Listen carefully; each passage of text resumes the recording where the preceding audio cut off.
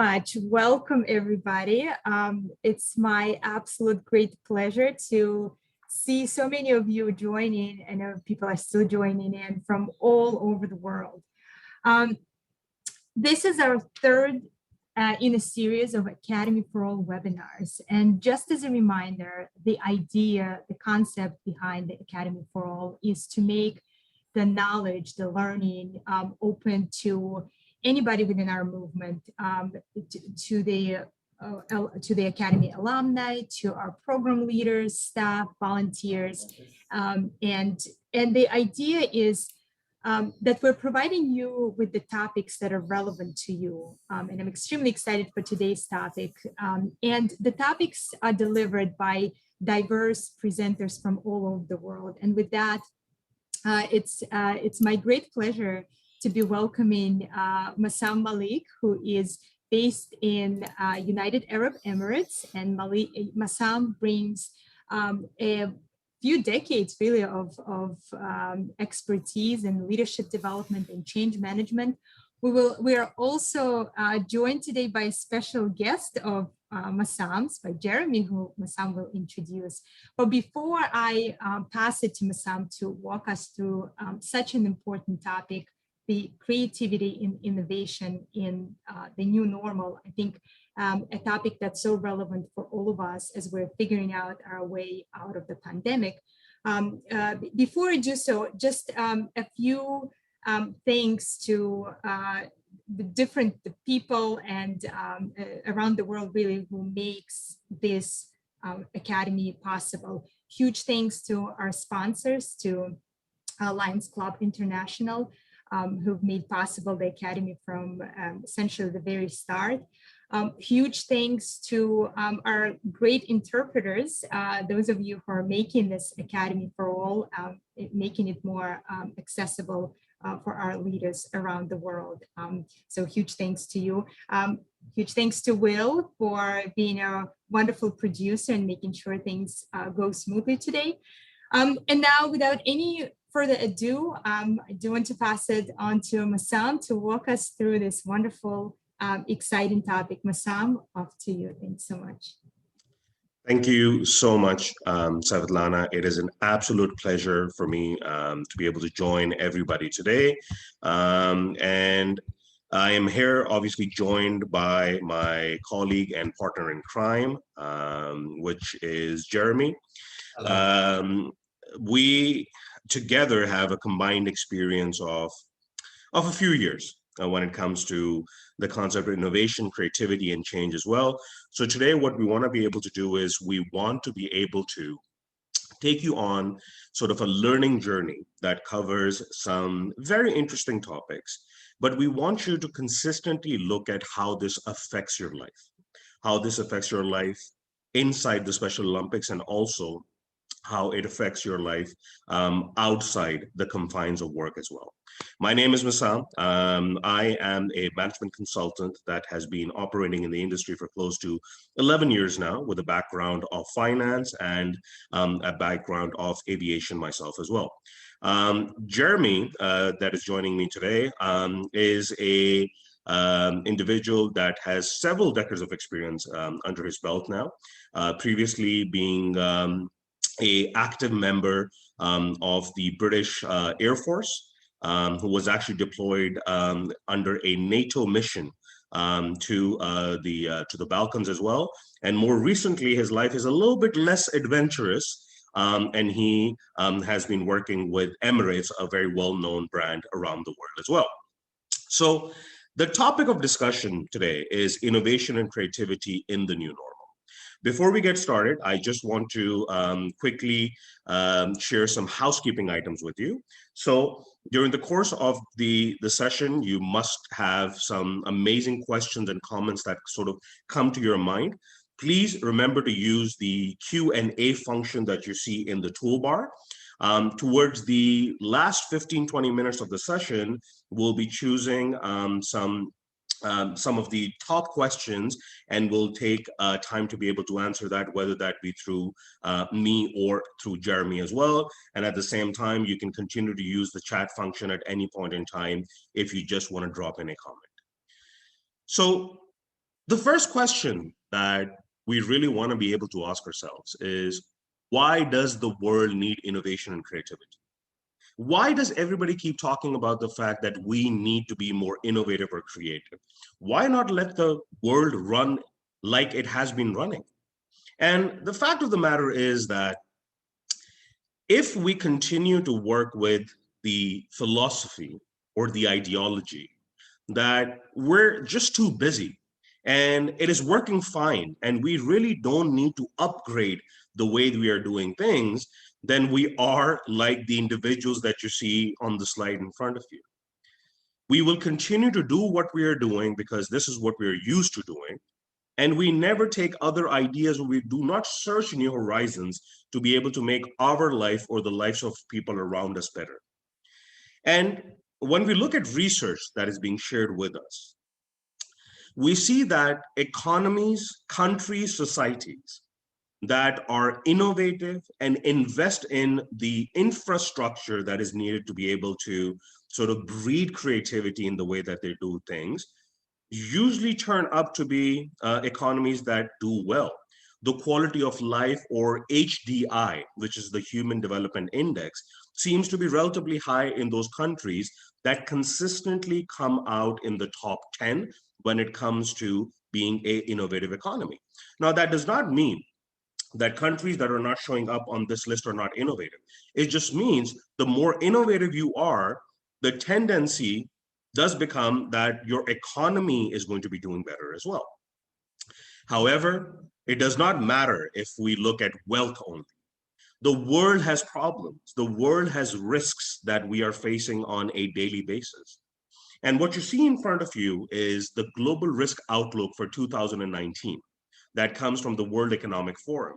So you can see that there are some risks that we are facing, whether that be risk of war, or whether that be climate change, or extreme weather events, or water crisis, or just simply natural disasters.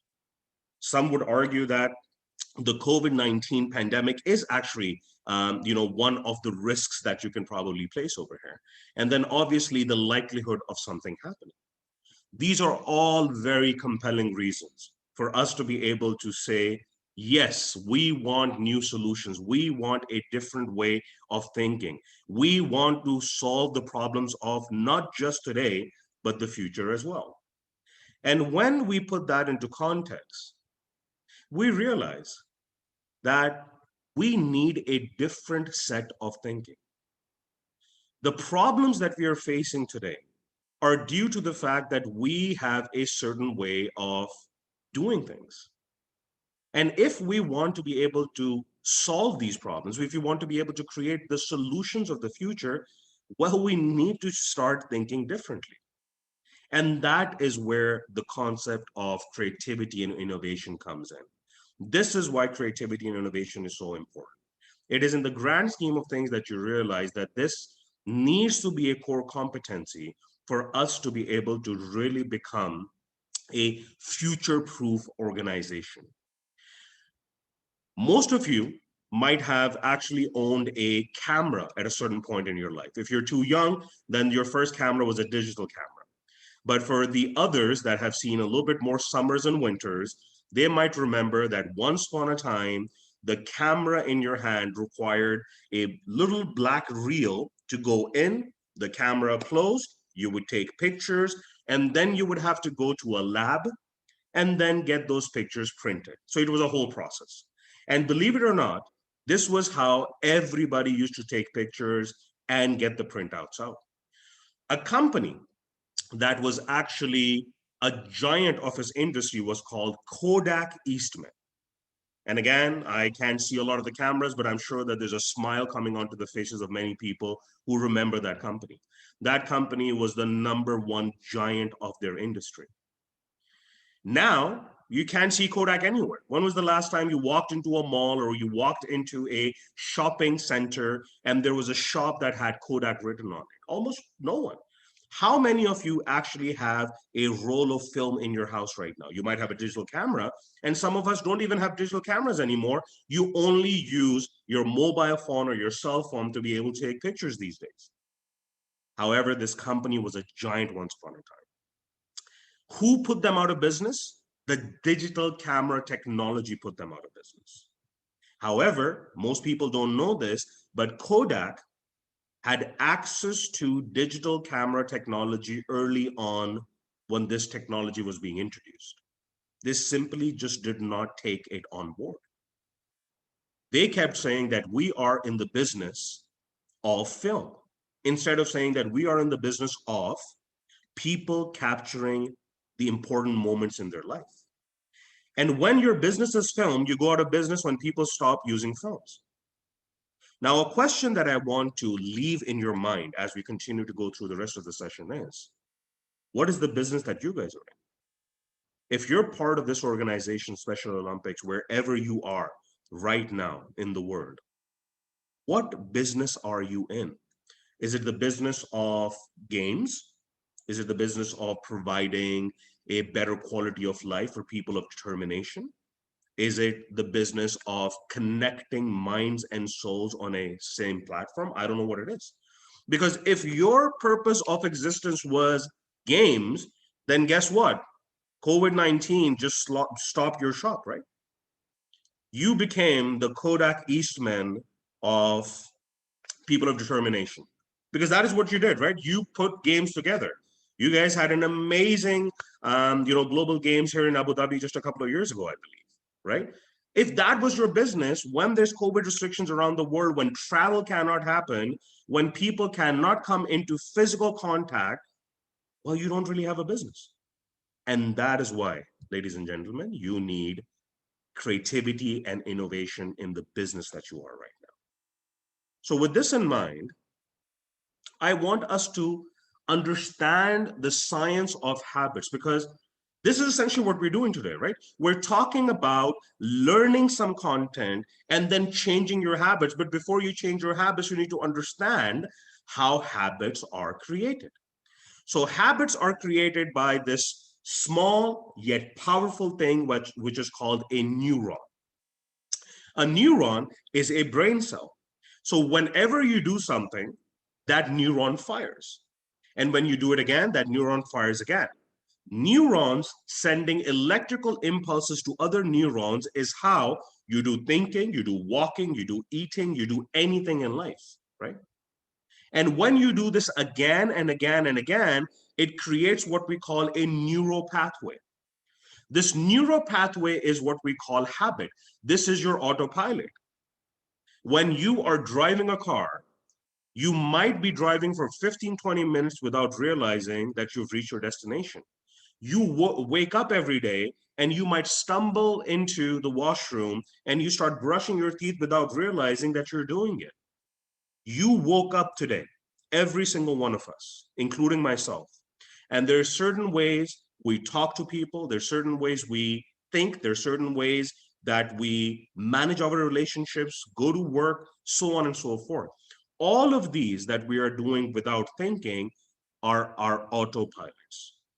So today, when you start looking at some of the conversations and you say, yeah, this sounds interesting. This is what I want to be able to implement in my life. I want to think about things differently. I want to do this differently. Remember, it is not about awareness. It is about creating a habit. You can read all the books in the world.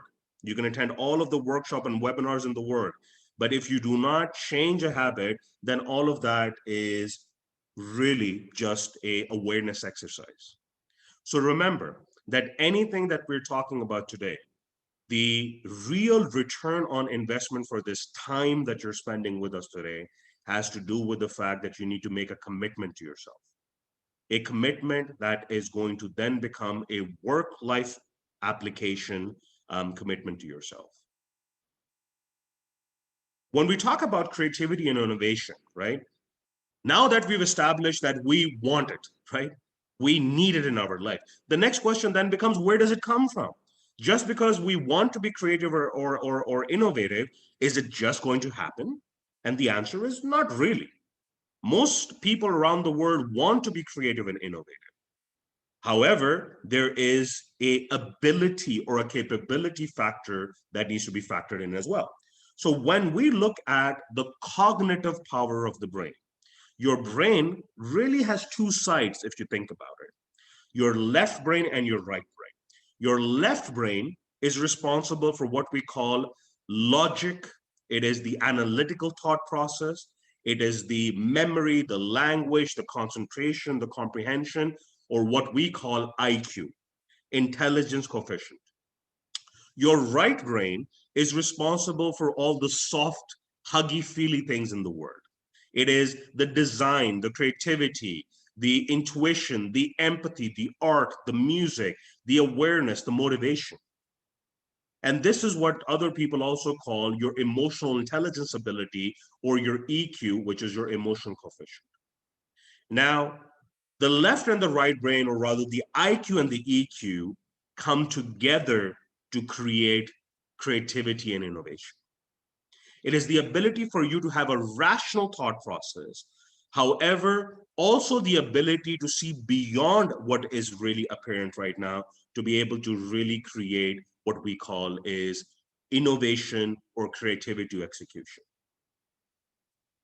So what I would like us to do is I would like us to quickly watch a video that talks about the two different kind of thinking patterns, which is called convergent and divergent thinking. And as we discuss this, we'll move on to the two different kind of innovation and creativity definitions. And then I'll hand it over to Jeremy to walk us through some of his thoughts.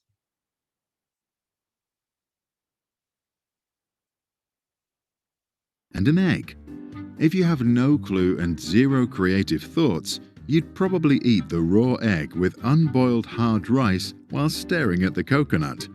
If, however, you have memories of your dad cracking the coconut and your mum boiling the rice, your brain can connect the dots and form a new creative idea.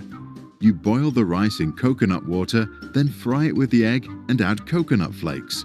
Voila! Enjoy your meal.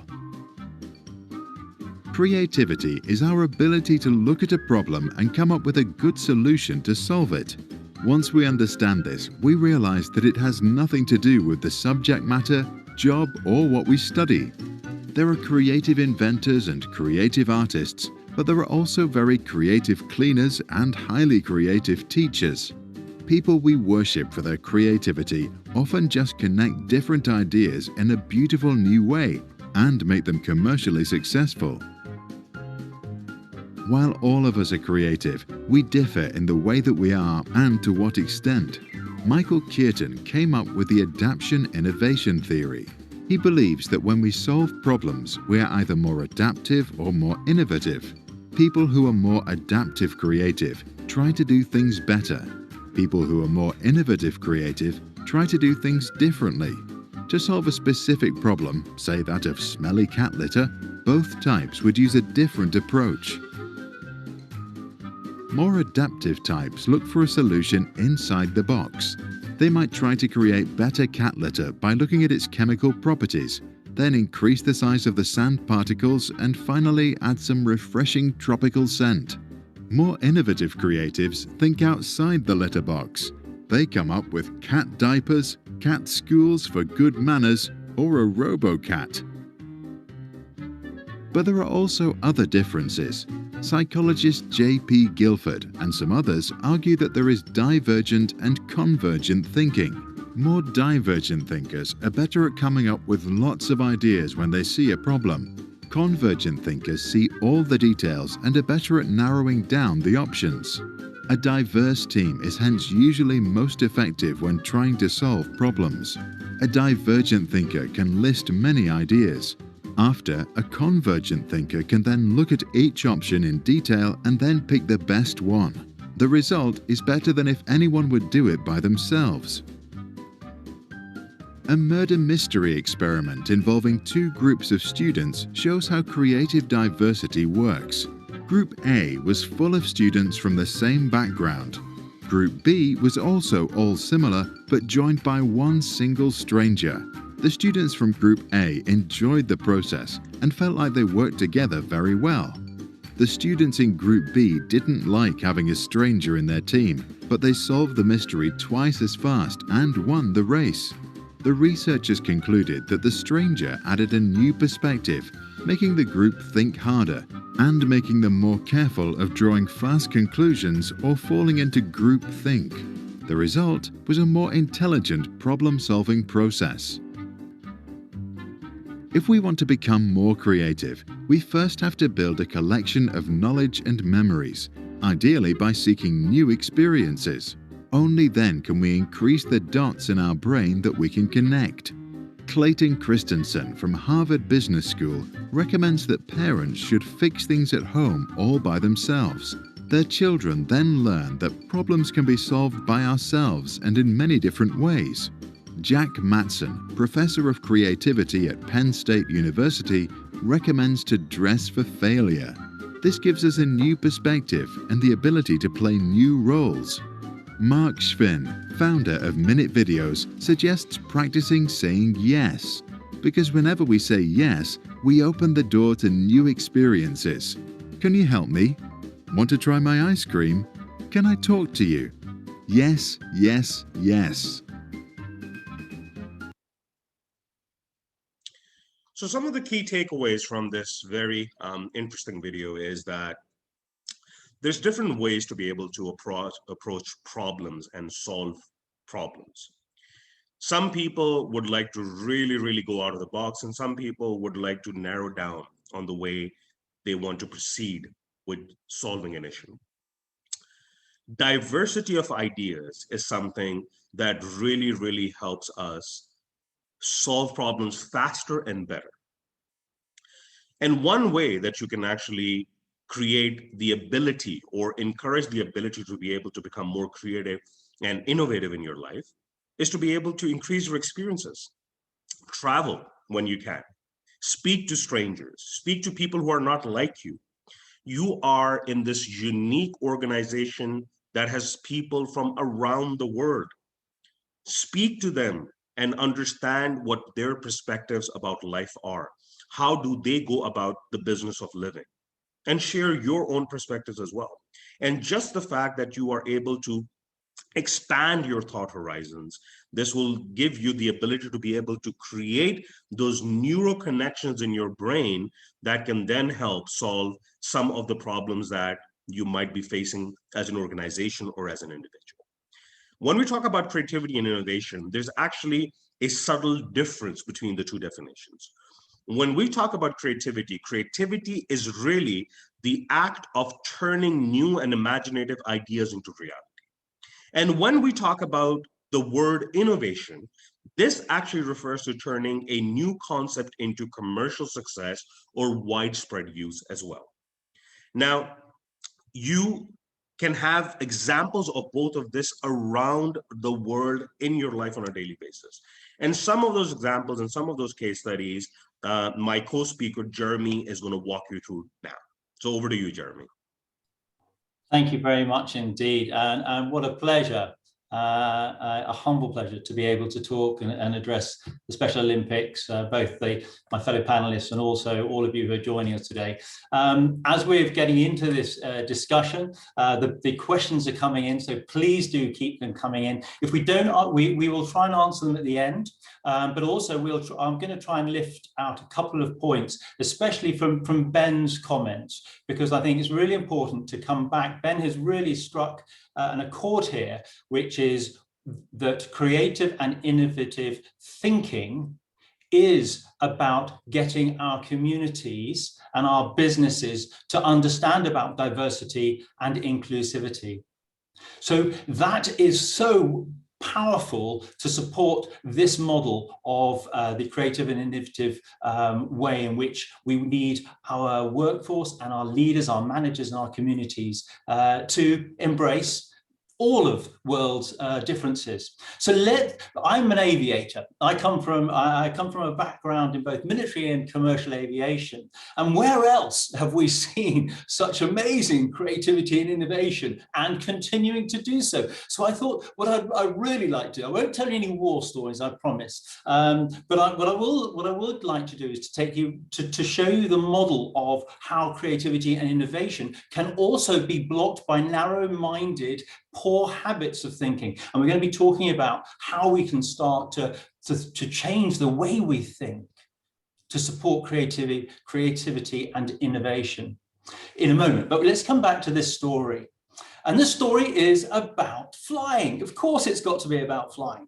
So, and I'm sure if there are any other pilots in this chat, please just put a hand up or just say good evening in the chat, and you can correct me if I get my dates and my facts wrong. But I believe on December the 17th, 1903, the Wright brothers launched into the air for the very first time with an aeroplane with an engine, or a vehicle that flew with an engine on it. The first flying machine.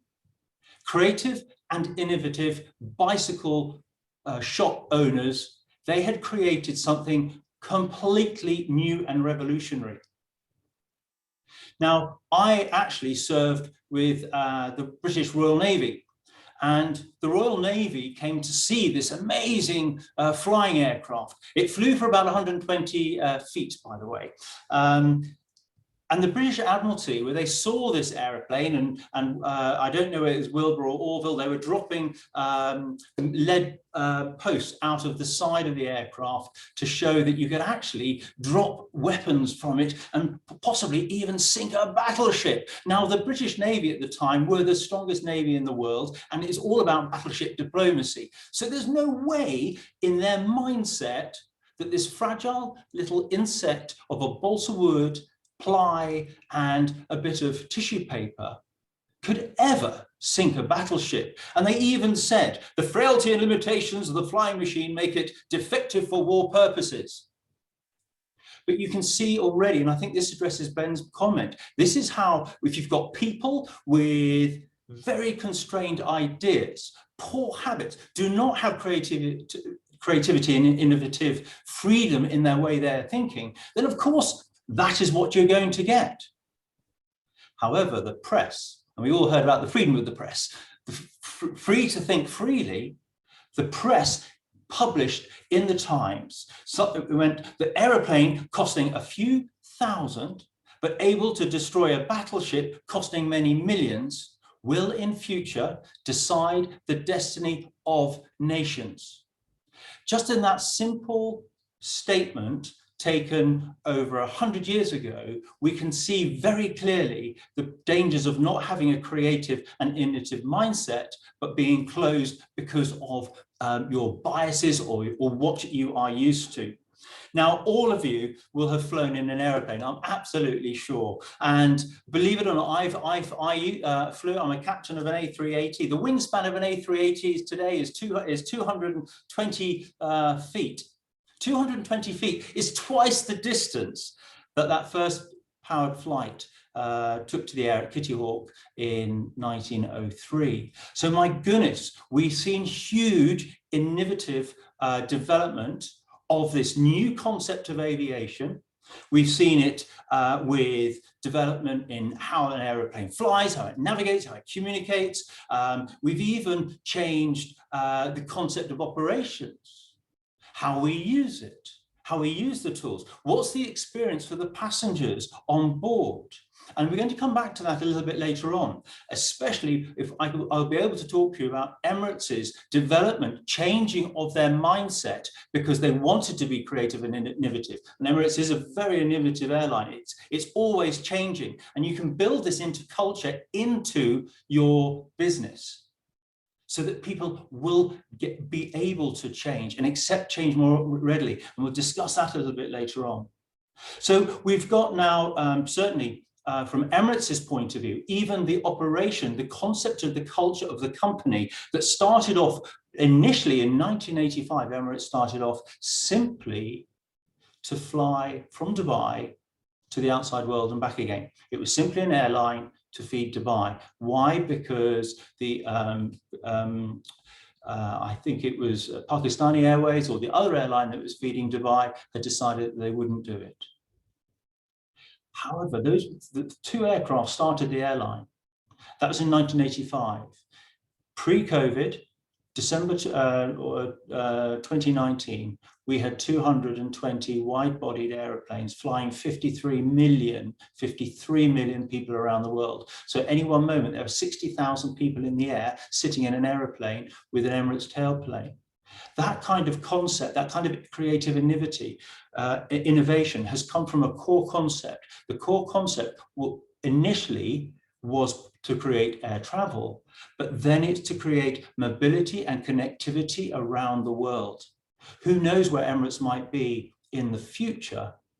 But through creativity and innovation, I know that the Emirates will stay as a connectivity company. And this is when we talk about using creativity and innovation as a habit, you still need to have very clear what your starting point is and your core value.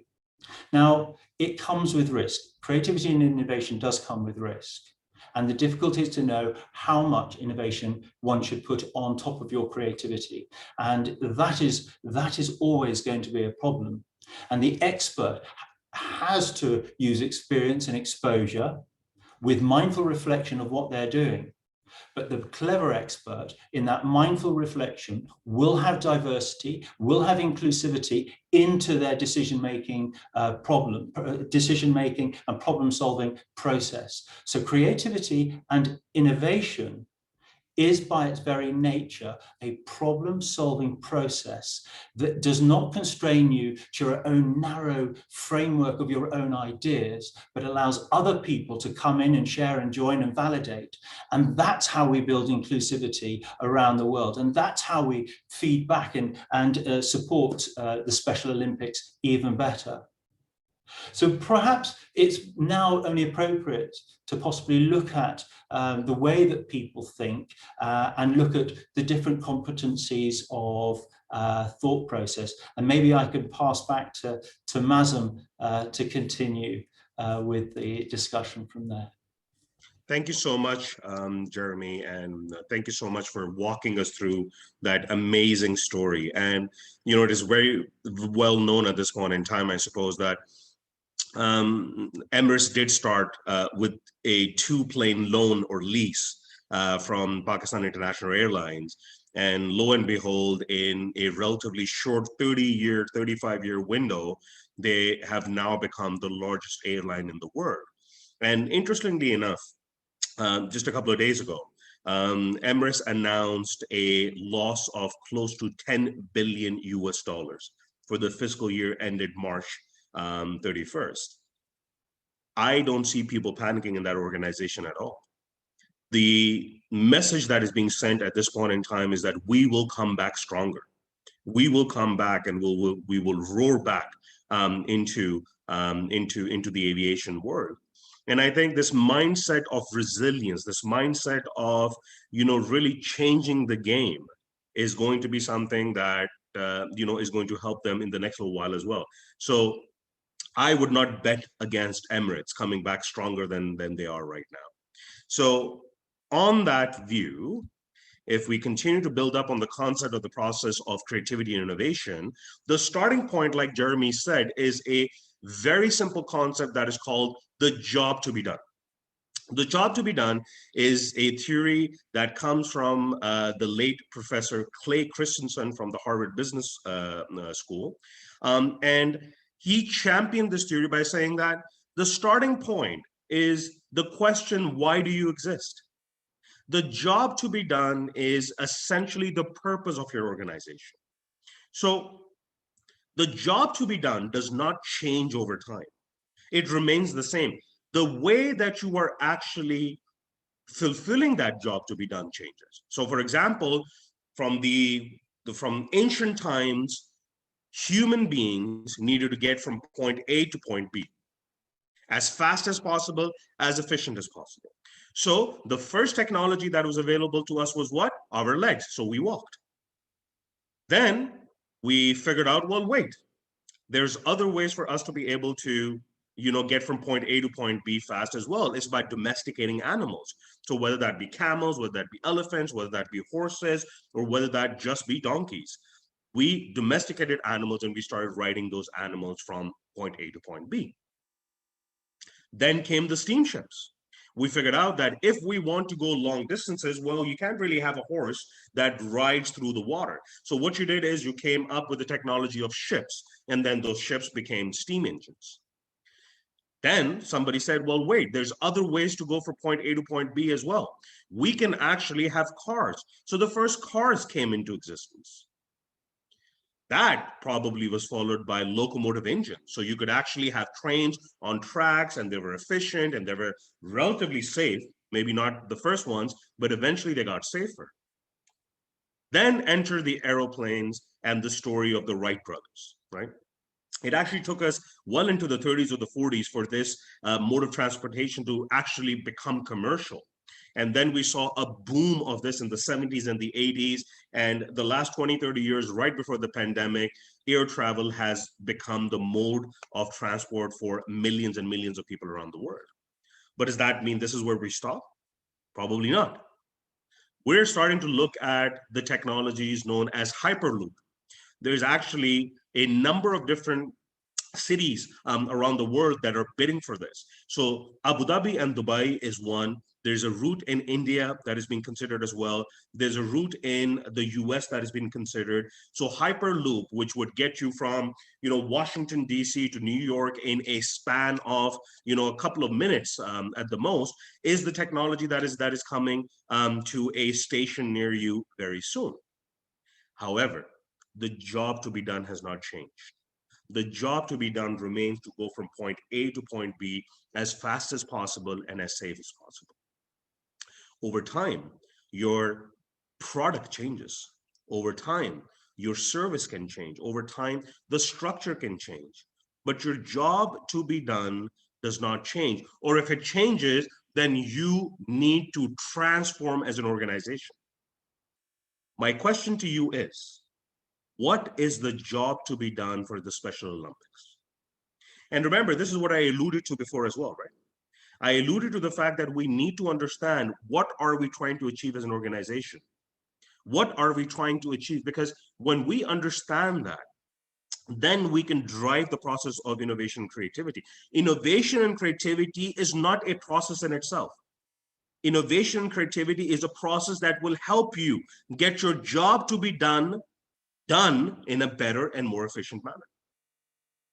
So that is a question, guys, you need to ask yourself. Why do you exist? Why does your team exist? Why do you exist as an organization? What are you trying to achieve? And as we continue to go through this, I want you to think about it. And if somebody knows, put the answer in the chat. Put your thoughts in the chat. Tell us what your raison d'être is. Why do you exist? What is the why? What is the purpose? What is the job to be done? The job to be done can be seen around all over the place. So when you go onto a website, and this is the Emirates website, you go and you need to go from Abu Dhabi to New York. That's a route. Well, actually, you probably need to take a bus from Abu Dhabi to Dubai and then fly. And this is how they're actually showing you the route. So let's say you're going from Dubai to New York. There are different ways you can travel. So you can travel in the economy class, you can travel in the business class, and some of them even have the first class options. Is the job to be done the same for all of these consumers? And the answer is no. The job to be done for somebody riding an economy is to go from point A to point B as fast as possible, as safe as possible, and as efficient as possible. Now, there's people in business class that are going from the same destination to the same destination, and the time of the flight is the same. So what is different? What is different is that their job to be done on the same plane is to go from point A to point B as fast as possible, as safe as possible, and as luxurious as possible. Same plane, guys. Same plane, same destination, same amount of travel time as well. However, their job to be done is different. So you as an organization can have different jobs to be done. It just means that when there's a different job to be done, the whole value proposition changes. The way that you deal with the economy class is different than when you deal with the business class. The way that you set up your service package is going to be different, but in your mind, the job to be done is different. You cannot be everything to all consumers, internal and external. That's not possible. This is how companies fail. This is how organizations go stagnant. When you know exactly what you're trying to achieve, or the different variations of what you want to be able to achieve, the job to be done then you can actually achieve a lot more. The way that you set up a job to be done statement is very simple, actually. It is situation, motivation, and expected outcome. So a simple example of this is that your website sucks. So the situation is the website sucks. The motivation is that you want to be able to redesign the website. The outcome is that you would like it to look better and convert more leads. The emotional job is that it will make you feel proud of your brand and it will make you feel confident. And the social job connected to that is driving the company forward. And you guys might recall that relatively recently, the Special Olympics website has been redesigned a bit as well. So the job to be done obviously was not that the website sucks, but the job to be done over there was that we need the website to look modern. We need the website to look user-friendly, and we want the website to become a depository of information and resources. But you can bet that they actually went through a similar sort of conversation on what are we trying to achieve as we're redesigning the website. So on that note, I would like to turn it over to my partner in crime again, so that he can walk us through a little bit about how this is displayed in the Emirates world. Thank you, Mazam. And thank you also again for those questions coming in. And hopefully we'll answer some of them as we go along. But again, we'll come back to them at the end if we haven't. And I'm just going to pick up on what Daniel is asking there, which is how can we get leaders in our regions better understand innovative and creative thinking, which is supported, I think, by SO. Well, actually, by using it and doing it, I think is my straight answer. Use the process yourself, and by demonstration, it will, by its own evolution, it will disseminate out. And I can give an example of that with Emirates Airline in a moment. But let me first of all talk about, if I can go back to the example of the jobs to be done in ticketing. Now, obviously, in a very traditionalist thought would be, you've got an airplane, you've got seats, you want people to go from A to B. Surely that's it. That is what I would call linear thinking. Well, that's fine, but how do you, and people want to go from A to B with different prices for different seat sizes, rooms, privacy, etc. But actually, that's not enough. And certainly for all of the airlines looking to capture and give a slightly different product, give a much more innovative product, you have to come around from the other side. What do our passengers need? What do they want? And easy accessibility, I would suggest, for people of determination would be the very first thing. But I'll come back to that in a moment. If you get onto an aircraft in the mid-90s, there was this real problem that we were sending people around the world, business leaders who were spending possibly 8, 10, 9, 12 hours in an aircraft, and they were getting frustrated. We provided IFE, in-flight entertainment, so everybody could relax and watch movies. And I think our airline got several awards for that. But that's still not enough. The team came together, we looked at what the real problem was, what was the real frustration for our customers, the passengers. And it was actually nothing to do with safety, getting there on time, or making sure they get to their business meeting at the other end. It was the 12 hours that they weren't connected to the outside world. So Emirates went out to the industry and have worked extremely hard to get global coverage of interconnectivity for Wi-Fi on board aircraft. We were industry-led, and we led the industry in that.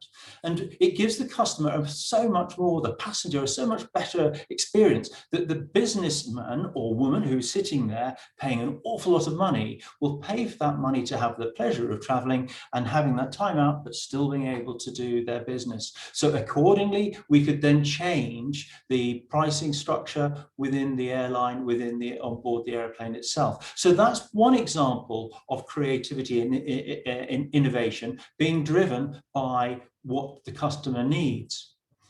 Now, Emirates is not a low-cost budget airline. Why? Why not? We could make a lot of money doing it. And I know that the Chinese are looking at using the same aeroplanes that we use, only putting a lot more people on, but selling the tickets for a lot less. Well, that comes back to the core values. And one of our core values with Emirates was very much about customer satisfaction and service excellence. That drives the core of the business whilst in a global connectivity. Well, there is behind that, in front of that, safety and innovation as well, of course. But if we focus on the people in the system, what else do the people need? Well, actually, Emirates then started evolving to having other brands and other connectivity outside. So, for example, we started an aviation school. There's education attached to the airline. There's a retail branch of the airline now. There's even the understanding of the creative thinking of what's our corporate responsibility? What's our social narrative? Where's our attitude towards global sustainability? And in fact, part of that was we've got something called Donata for Good, which is a charitable organisation looking at doing things in the community. We also have an Emirates Foundation, which is looking to do things for sustainability and in the environment. So these all feed out from the main core concept of a global carrier, but having much broader footprint. And I'm sure we see that in many other companies. So the question is, how do we get this change of thought? Now, one of the biggest issues, I'll jump ahead slightly to something I was going to talk about a little bit later on. One of the biggest issues was with approaching 53 million passengers, we want to have safe, accessible, and easy, smooth, comfortable transit through our aircraft. When we started to build or have A380s join our company, all the air bridges had to be put up at an angle. Why? Because the upper deck was quite a lot higher from the ground.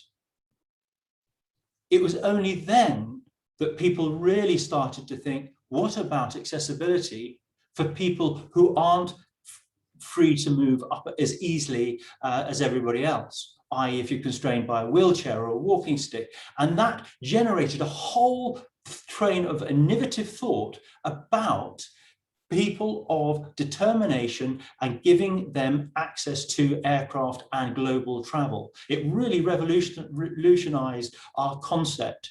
Now, tied in with Dubai is really pushing to wanting to be an easy access city and hoping to have 25 million visitors in the next few years post-COVID, one hopes.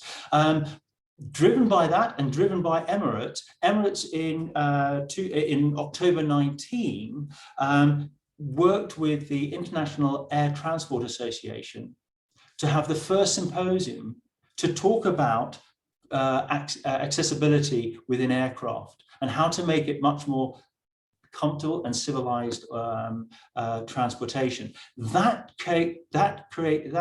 was only done with creativity and innovation and people adapting to change, wanting to change. Now, the culture within Emirates is one of change. Now, I'm not saying the COVID has been comfortable, quite the opposite. But my goodness, the teams within Emirates have always had to adapt and be thinking of change and where are we going next. There are no battleship admirals in Emirates. Everybody is thinking of the different options that the whole time. And we have communication within the company to facilitate that.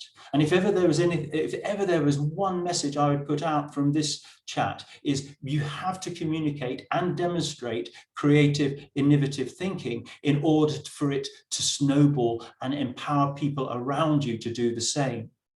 And I think it was Marcia Segal, a Canadian anthropologist and advocate of free thinking. There's a UN World Creativity Innovation Day. And I don't know whether Mazam's going to come back to that at all, but she also reiterated that traditional thinking will not resolve today's problems. She also recognized, as does the United Nations, that our creative capital is our most valuable asset we have. And I know that people listening into this, you are the kind of people that are already engaged with creative and innovative thinking, because that's the world in which you've been spinning in. And I think that's why I think this is a really powerful discussion to be having. And maybe the next thing to do is to look at the what are the different processes of innovative thinking. And maybe I can pass back to you, Marcel. Thank you so much for those very inspiring words, Jeremy. So building up on the process of creativity and innovation, it is very important for us to be able to understand the different types. So again, using the theory of Professor Clay Christensen, there are three different types of innovation that you can be dealing with. The first kind is called the efficiency innovations, which is really the concept of doing more with less and targeting existing consumers. Now, it can best be understood by an example where this is an innovation that focuses at the lowest end of the market. So one of the case studies that was used to be able to explain this when the theory came out was the introduction of a 2G phone when Apple was already onto 3G and 4G phones. So in China, it was actually found out that the average consumer, or the consumer that was actually not the premium user, did not need a 4G connection on their cell phones, did not need a 8-megapixel camera, some of the features that were actually being offered by iPhone. iPhone price ranges were back then close to $700-800 US. So they figured out that the average consumer needs a 2G connection, needs a functioning camera, and most of the interactivity that they need on their phone is to be able to check some emails, surf the net, and that was it. And then a local company ended up creating a phone for that solution and ended up offering it for between 100 to 150 US dollars. In the first couple of years of operation, they were able to sell 300 million units of their product. So that is the concept of going after the lower side of the market and taking care of people that don't have premium needs and cornering the market. The second type of innovation is called sustaining innovation. This is where your existing business model continues and you improve your performance, you're still targeting existing consumers, and you are actually just developing or just increasing the quality slightly more. An example of this is when Facebook buys Instagram, when Facebook bought WhatsApp, for example. Now, these are not exactly what they were doing, but these are related technologies. So tomorrow, if Special Olympic goes and buys a recruitment business or creates a recruitment business and says, well, you know what? Job placement was something that we were looking at for our athletes and our people of determination. If we have a specialized placement agency, then, excuse me, a placement agency, then it allows us to offer supplemental services. That would be a sustaining innovation. The holy grail of innovations is called the market creating innovation, which is, again, it could be simple and affordable. It targets new consumers. It creates new jobs. It creates a new market. This is when Special Olympics was created for the first time. This is when Uber came onto the scene for the first time. This is when Facebook came onto the scene for the first time. Airbnb. The magic about this is that it creates more consumers and more suppliers that did not exist before. So before Special Olympics became an organization, people of determination did not have a platform for them to be able to realize their potential, whether that be academic, whether that be professional, or whether that be personal, or whether that be from a physical perspective. When the organization came in, it allowed millions of people from around the world to come in and really, grow. And that before that, the Special Olympics, organization might be, nonprofit organizations around the world, but now they came together. This was new market disruption. My question to you is, since the last time you guys had a new market disruption, how many new market disruptions have you done? Has your innovation been new market? Has it been sustaining innovation, or is it just those marginal increases to just make sure that you increase your reach wider and wider? One of the questions that came through, and I will address that towards the end of the session, was how do we do it in our region? I believe it was the South Pacific region. The question came from. Well, how do we innovate? And my question is, answer the following two questions before you ask me that question, which is, what is your job to be done? And your job to be done might actually be slightly different than the job to be done in Washington, D.C. And that's okay. But ask yourself, what is your job to be done as an organization? And then tell me, which one of these three innovations do you want to target? Do you want to target an efficiency innovation? You just want all people of determination in your region to get some sort of engagement with your organization. Well, then the innovation creativity solution is going to be different. Do you want it to be sustaining innovation? Well, then you're going to be looking at something different. Or you want to redraw the map and you want to become a different organization that is bringing a new concept into the world. Well, that's a new market disruption.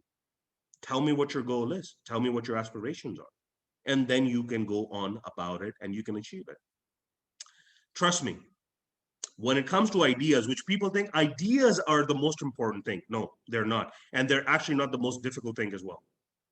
Get your team into a room, lock yourself for 2 or 3 hours. You will come up with some great ideas. I guarantee you. All of you already know the solutions. All of you have the cognitive ability and the experiences to be able to come up with some great solutions. Or you can hire consultants like me and make me richer if you want. But I'm telling you, you don't need to. All of those answers are in your brain. All you need is a process. All you need is a direction. So start with the why. And then you can determine what is the pace or where you want to be able to go. Ryanair is another example of low-end disruption. They looked at the market and they said, well, there are people out there that only want to get from point A to point B. The seats can be tight, right? They may actually come to a point where they'll start charging you to go to the washroom. There's no meals, and that is it. There's no pillows as well. That's Ryanair. That's their business model, and they're cleaning up. They were cleaning up before the pandemic hit anyways. YouTube being bought by Google was another step where Google looked around and said, Google is a very disruptive organization. They came up with Google Maps and they came up with Gmail. But then those are new market disruptions. But when they bought YouTube, it was not a new market disruption. YouTube, when it was created, it was a new market disruption. But Google buying YouTube is a sustaining innovation. And then finally, Uber was a new market disruption because Uber allowed people who were not taxi drivers before to start becoming, providers of mobility services with their own cars. And it allowed people who maybe could not afford private taxis before to maybe now start taking Uber as a mode of transportation.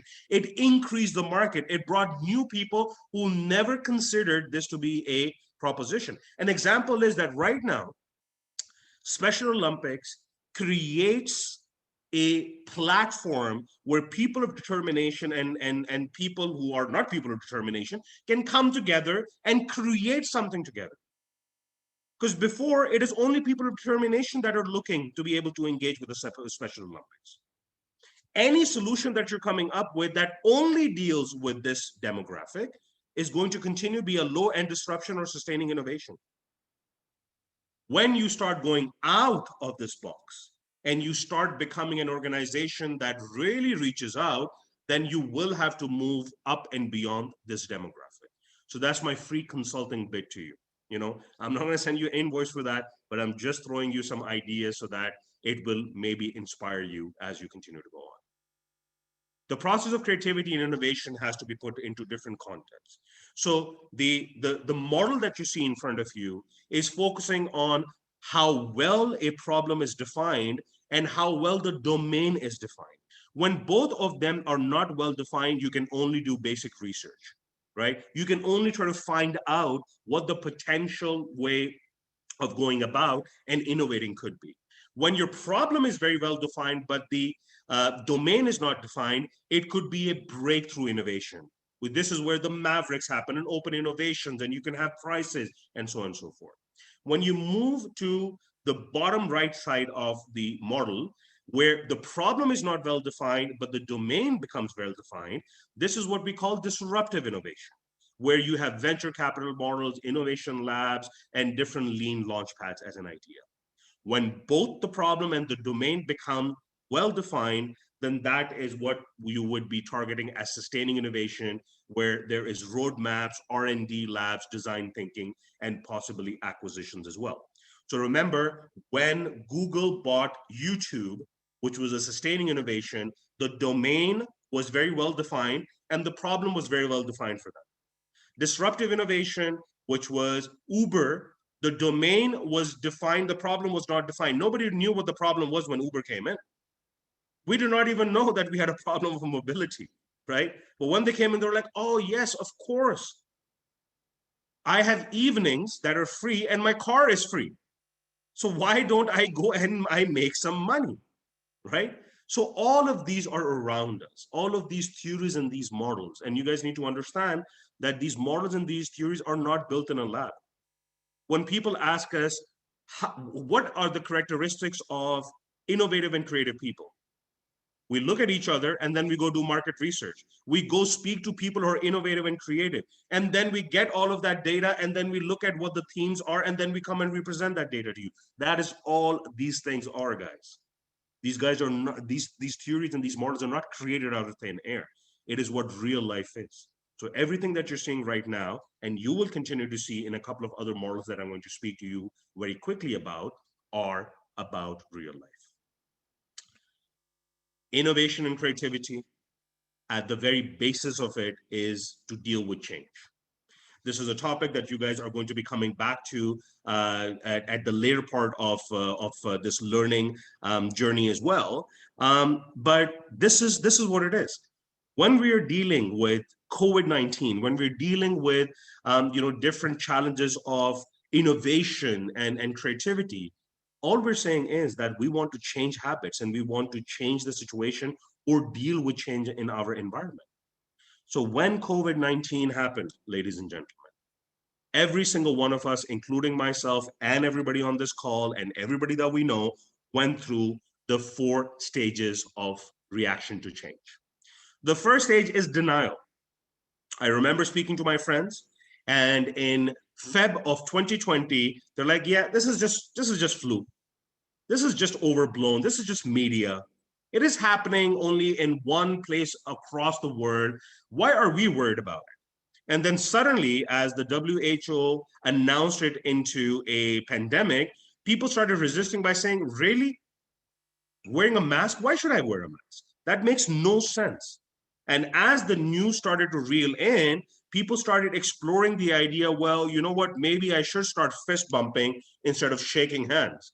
Maybe instead of hugging my friend, I should probably keep a social distance.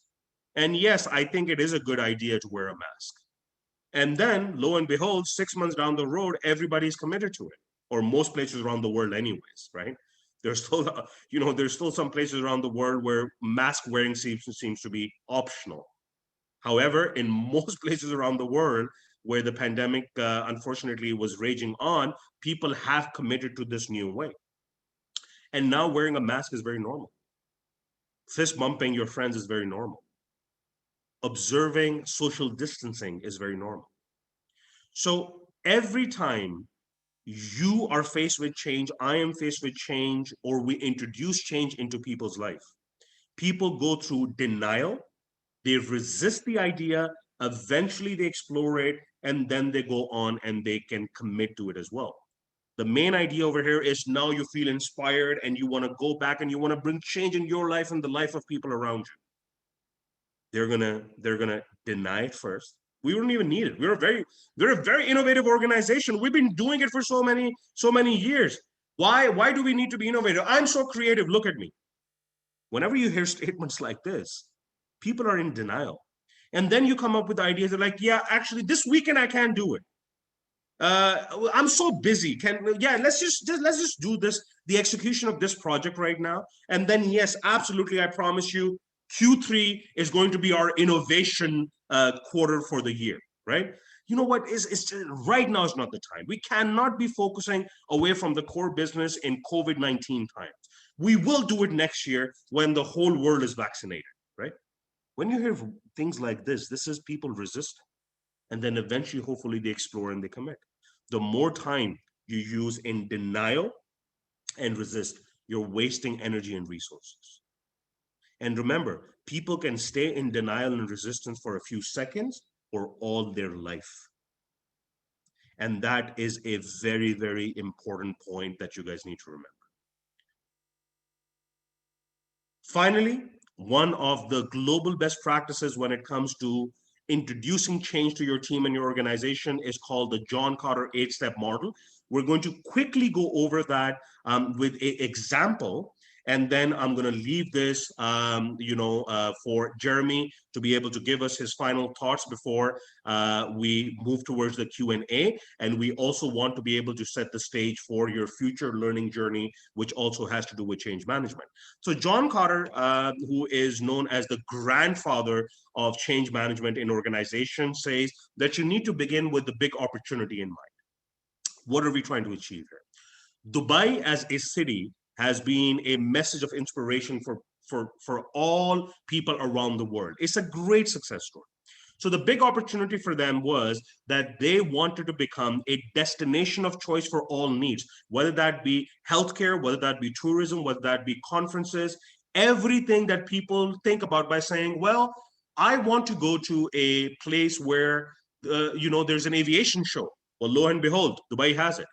I want to go and network with people in healthcare. Well, Arab Health Week is happening all week long. Anything that you can think about, they want this to be a destination of choice. They're not there yet, but they will get. This is why Emirates was part of their strategy. Because if they want the world to come to them, they need to be able to create a vehicle for people to come into the city. So the Emirates airline existence is actually partly to solve for that big opportunity. If that is what you want to be able to do, how can you do that? The first 3 steps have to do with definition. You need to highlight the urgency. Now, there's a lot of people around the world that keep saying, we need to change our habits, our dependence on fossil fuel, because it has an impact on the environment. And the reality is that there's some people who say that, it is not as urgent as we think there is. For people to move, you need to create a sense of urgency. So leaders in this in this city and people who are actually manage this send the message across to the city that if you want to remain relevant in this region, if you want to be more than a speck on the world global map, and you want to be able to compete with cities like New York and London and Toronto and Tokyo and so on and so forth, you need to punch above your weight. You can go across Dubai in 45 minutes without traffic. It's very small, guys, right? But cities like Singapore and cities like Hong Kong and cities like Dubai, how do they punch above their weight? Because they've told themselves, we need to change and we need to change now. After that is done, you need to build the team that is going to take this forward, which is creating the guiding coalition. It cannot be one person. It has to be people across the organization that share that need, share that desire to be able to make that change. And then you come together and you define the new vision. What does this new vision look like? It is actually of legend that leaders in the country and leaders specifically in Dubai would stand in front of a desert where there was nothing, and they would say, there are going to be skyscrapers here in the next 10, 20 years. And people would look at these people and say, are you crazy? There's not even shade where you are pointing. And you're gonna build skyscrapers? Well, in 10, 15 years, they did. So that vision, the visualization of success is very important. When it comes to your organization, you need to highlight the urgency. Why do you need to change? And I gave you a sense of urgency. I said, if your main product or service is games, well, COVID-19 put you out of business. There are other things that will try to disrupt or will disrupt your business model as well. So there is a sense of urgency that you need to not only understand the job to be done, but really set yourself up for just not now, the next 5, 10, 15, 20 years. You need to drive the change. Don't wait for Uber to come and disrupt you. Don't be the taxi industry. Be that industry that goes and creates their own disruption. So once this is done, the second part becomes implementation, which is sharing this vision, encouraging to act, and then creating quick wins.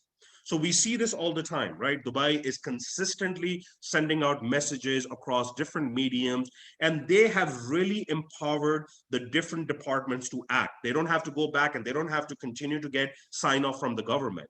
The RTA, which is the Transport Authority, the Airport Authority, DHA, which is Dubai Health Authority, all of these different organizations know where they're driving, and there's a lot of empowerment in not just how they go about it, but the decision making that they do as well. And as they continue to achieve small milestones, they continue to push and they continue to be able to celebrate those wins. And finally, you track your progress, you create milestones, and you incorporate that into your own culture as well.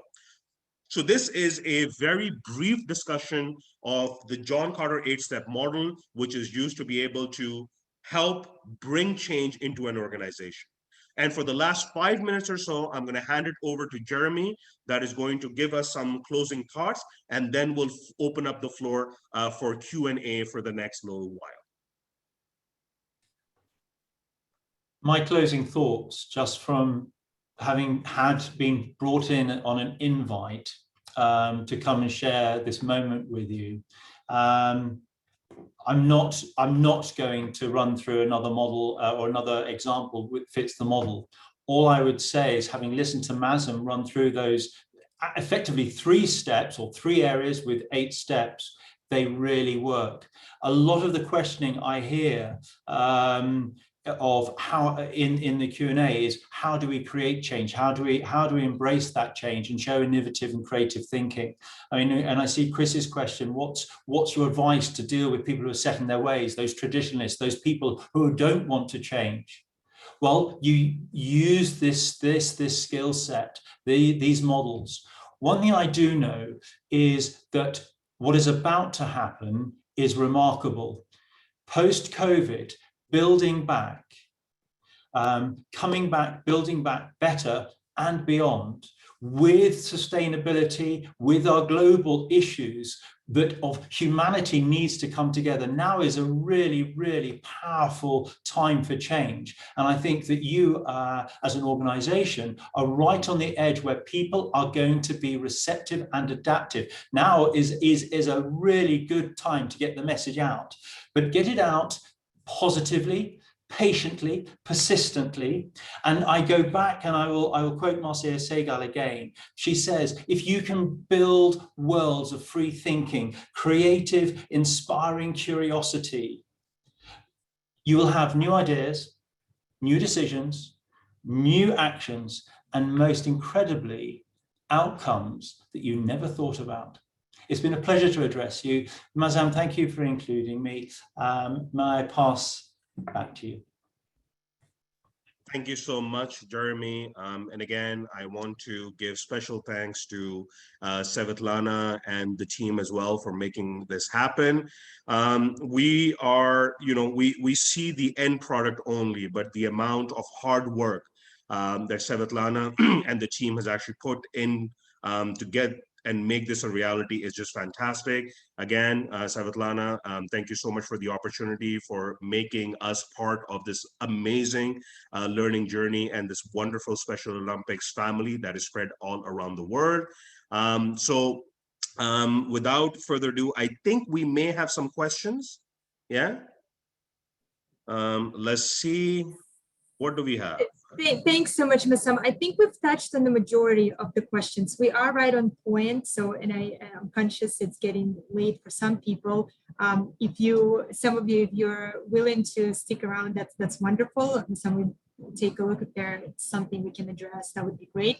I do want just to thank right back at you, and like you said, so many people who've been involved in putting this together. I do want to thank our participants joining from around the world, eager to learn and devoting their times out of the busy schedules to take some time and to zoom out, to think about creativity and innovation and apply those wonderful examples you've shared to our reality.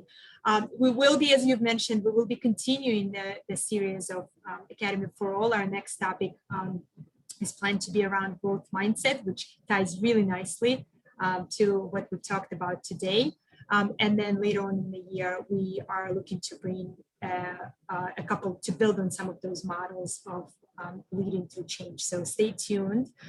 There's some wonderful resources, and thank you for some of you who pointed. There are wonderful resources on innovation and creativity, great books, including by Clayton Christensen, who was referenced in this conversation on Percipio. So if you have already access to Percipio, check it out. If not, let us know and we'll be able to sign you up.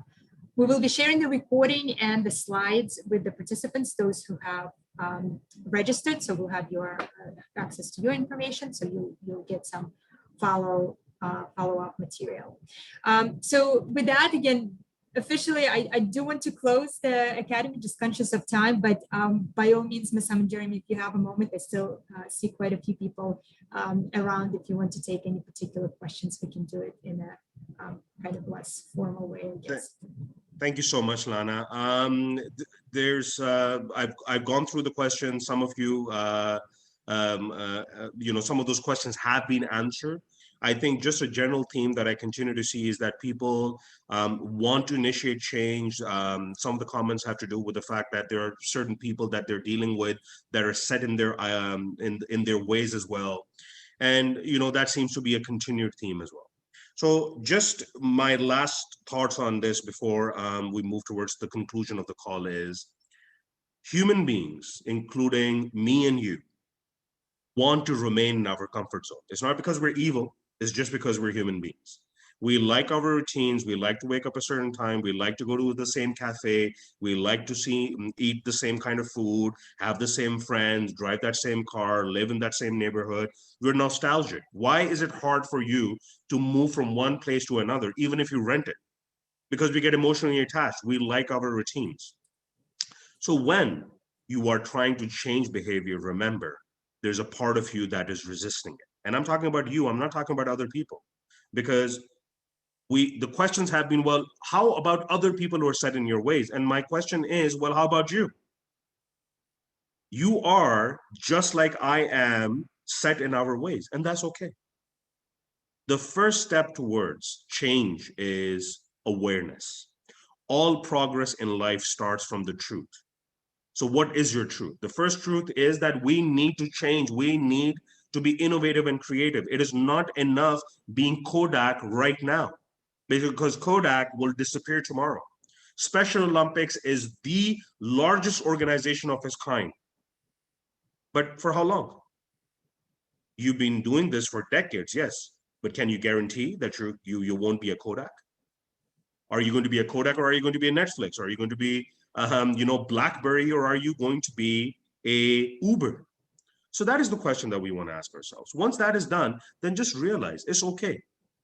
People will resist change. You will resist change. And that's normal human behavior. Don't get frustrated. So you have to do it first through awareness, increase awareness. Understand that you have to create a sense of urgency, that there is a need to change. If that is not across, then people don't change their habits. People don't recycle. People don't stop driving big cars, because there's no sense of urgency. When you create a sense of urgency, when you come onto the same page, then some of this resistance falls away. So this is the last comment that I wanted to share with you, which is be committed to the change first yourself. And then your first step should not be change of behavior. It is to install awareness and the same level of the sense of urgency for you to be able to bring this change forward. Mazen, 3 words I would say. I know everybody listening to this, you've got the capability to do it. Find the confidence and have the courage, because you will, you can change things. And with that, I would like to say thank you very much indeed again. Thank you, guys. This is all from my side. Thank you so much. Love it. Bye. Bye.